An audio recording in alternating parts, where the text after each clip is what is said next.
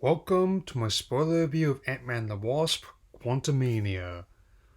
This film has tied with Eternal's most divisive entry in the MCU to date, and with the added baggage of a star whose future is as uncertain as her character's true motives.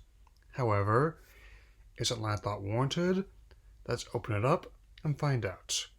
We open in the quantum realm where we not only rejoin Janet Van Dyne, but also get the first proper taste of villain and prologue. However, what's gone down since then, I have something prepared. Minus a few supporting players, the principal cast is back, and Scott Lang is enjoying himself after the events of the Endgame, even connecting with his daughter Cassie, now played by Catherine Newton. Well, let's just say that's not the first time she's had these kind of strange creatures surrounding her, as shown with Detective Pikachu. Still, Newton is definitely a welcome inclusion. On top of youth activism, as one does, she also builds a way in the quantum realm. Also, remember the ant farm gets pulled in with them. It'll be important later. So after two superpower-tinged heist films, we get a completely bonkers adventure in the space between spaces. For the record, I have read Peyton Reed's treatment of Fantastic Four. It does give me confidence in this reboot they're working on. She even has her own super suit, which resembles that of her comic counterpart, the Stinger. She's never addressed as such on screen, but I would have no problems with her coming back for future works. I do have mixed feelings towards Janet Van Dyne Pam being nerfed, much like others, but she still has plenty to offer as an active duty non-combatant. She has learned much and gained a fair few allies to her previous time in the quantum realm. On that note, both Scott and Cassie encounter their own strange allies. As Scott drinks the ooze, he can understand them, including Quaz, played William Harper of the Good Place fame. His cohort is named Ve, voiced by Dave Dalmastian, and another one to a stable of comic movie roles. Also told that Scott has 7 holes. Yeah, I'd say that checks out. Though, I have only seen voice visual effects. This is a world where Morbius and X-Men's Wolverine exist. I will admit the volume is not for everyone. For anyone from $180 to $200 million, it's no worse than the episodes of Mandalorian that director made. Unless I can see the influence he cited from the Emma Jodorowsky version of Doom, which also influenced both the David Lynch and Denis Villeneuve versions of the film. Donning survival gear, Janet, Hank, and Hope head to a tavern to meet with an old contact of Janet's. Also, the Broccoli Man, voiced by Graham Fox, is actually in the comics. Multiple different versions and related numbers even. Anyway, we're introduced to Janet's contact, Lord Kryler, played by Bill Murray in one scene. There was some behind-the-scenes drama with him as well. They did handle it. After some banter about their history, Janet requests his help. He reluctantly agrees, but not before the tower is attacked. They take his ship and head off. He's been mum about showing up in the new Ghostbusters this year, so we'll see what happens. Back with Scott and Cassie, the two are recruited into rebelling against their oppressor, Kang the Conqueror. Well, just a matter of time, but I reaffirm these not the worst visual effects I've seen. I do agree they need to work on their relationship with their employees. Working on this and on controversy simultaneously was a bit of a mess. The rebels are attacked by the mechanized organism designed only for killing, or MODOK for short. Just wonder how they approach this, and believe it or not, that's not the weirdest variant I've seen. They'll probably be the one from the show Patton Oswalt, didn't last too long, but was pretty funny, or the one from that game that's closing down. Turns out this was become Darren Cross playing McCoy Stoll. Spending years in the space between spaces will do crazy things to your body and your mind. Elsewhere, Janet divulges more details about the threat they all face. Now comes the elephant in the room. Kang, played by Jonathan Majors. On one hand, the real-life legal issues he faces do make him a convincing villain in both this and Creed 3, and the performance is one of the standout aspects of the movie.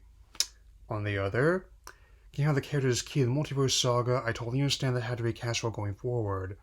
More on this later, but for now, the second season of Loki is apparently working on a backup plan, and a $2 million Armed Forces pitch featuring him was taken off the air in late allegations. Anyway, Kang wants Scott to steal a power source for his crowd in exchange for the safety of both himself and his daughter Cassie. Scott reluctantly agrees, but also has a plan of his own. Be the first charismatic conqueror he's dealt with. Now we get the scene of Scott trying to retrieve the power source and the many probabilities of Scott based on different aspects of personality. Yes, it includes a Baskin Robbins. I like a cup of one scoop of chocolate topped with Oreo bits and M&Ms. Using the many Scotts, the power source to retrieve when he shrinks it with the Wasp's help. Kane reclaims the power source as Hank clashes with MODOK, and Janet is taken to Hank's transport and crashes. A familiar group of ants rejoins Hank. As Kane begins setting his plan in motion, he exposes just what he's capable of. You thought Thanos wiping out Half-Life all the universe was dire?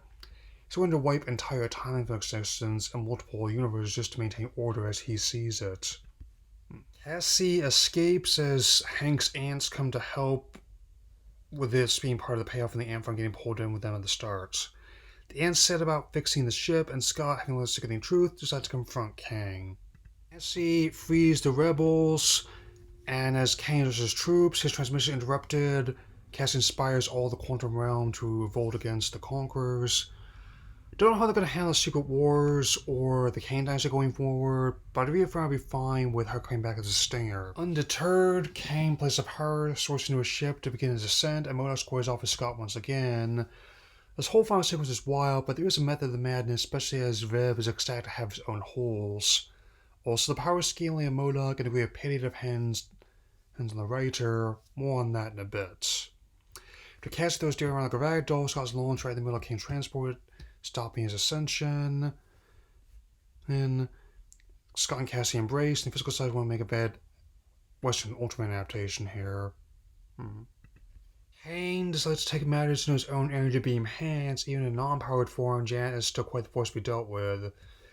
May not be my favorite final fight, but I can definitely do worse to start to phase 5. Scott has realized what's supposed to be done. He doesn't have to win, they're just about to lose. Kane also planned for this, more on that soon. For now, Darren sacrifices himself as he hopes to turn the surface and Kane's thrust into his own power source. However, real-life drama with the actors aside, I have a feeling he's more many antagonists who plan to be caught, just to find out why. Film closes on Scott returning home and having something at dinner that disagrees with him.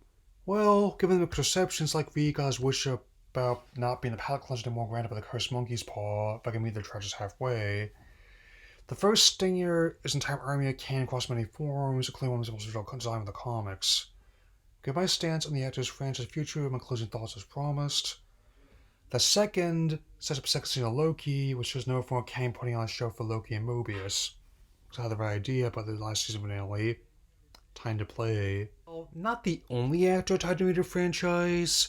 Faced legal problems in recent years. I totally understand Mobius to be recast if Kane is going to remain a key figure in the multiverse saga.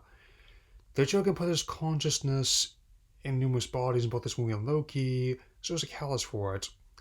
It would not be the first time. I still remember when Terrence had walked over a pay dispute, and I feel that Don Cheadle worked out better than Marvel's War Machine. Despite everything, the film made decent or unspectacular, $214 million in the US, $175 million worldwide. Doing its run. Audience and fans once again seem kinder towards it than professionals. I just think the 30-odd films in my Bond Godzilla compares to Soul of Water. Not my favorite entry of the franchise, but I've seen a few far worse on and off this banner. That's all just taking shares of rivals, that's another story. That'll be all for now. Take care, everyone.